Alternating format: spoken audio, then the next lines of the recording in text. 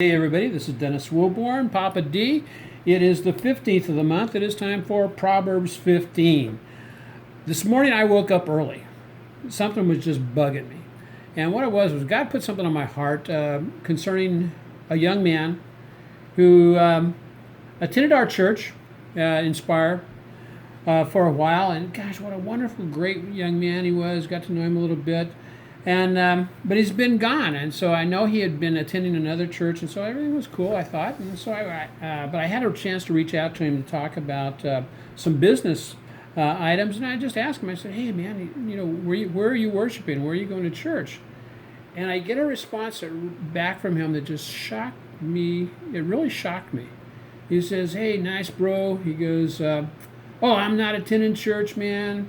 I've advanced out of Christianity, brother. I'm developing myself as a human. That the Messiah, Buddha, and Krishna, etc., all were tapping into our own divinity as humans, my man." And I thought to myself immediately, I thought of things that we've been reading in Proverbs. Proverbs 14:12, where it says, "There is a way that seems right to a man, but it leads to death."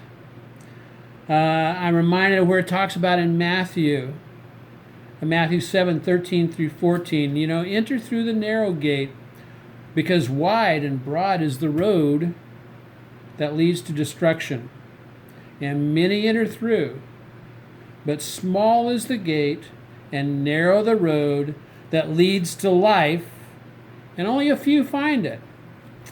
And it was kind of funny. That was a message from a eulogy of a young man that I didn't know very well, but we went to his celebration of life service over the weekend, and that was the message the pastor brought at his funeral, or his celebration of life, because he was trying to make the point, because apparently this young man did live kind of the broad way rather than the narrow way. And he was trying to make a point to the friends that attended the service, and there was a lot of them that attended the service. He was making a point to him that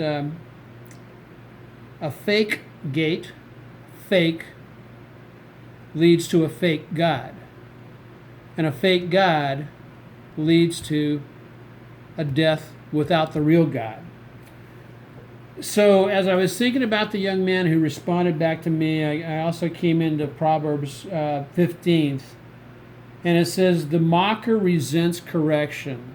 And so I'm not going to go and try to correct this young man's thinking, because he will not consult the wise. But a discerning heart seeks knowledge, but the mouth of the fool feeds on folly. That's all this young man would spew back to me, was this folly about this mystic psychobabble about because when somebody says I've advanced out of Christianity, that is just, it's mind-boggling. I mean, to me, it's mind-boggling.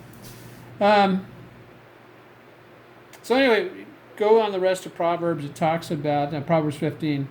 A wise son brings joy to his father, but a foolish man despises his mother. Plans fail for lack of counsel, but with many advisors they succeed. The heart of the righteous weighs its answers, but the mouth of the wicked gushes evil. And lastly, the almost the last verse of Proverbs 15 is, "The fear of the Lord teaches a man wisdom. Humility comes before honor." So, I just pray that truth and humility comes to this young man, and I thank God that I survived the wisdom of my youth, because the wisdom of my youth wasn't very wise. So God bless everybody.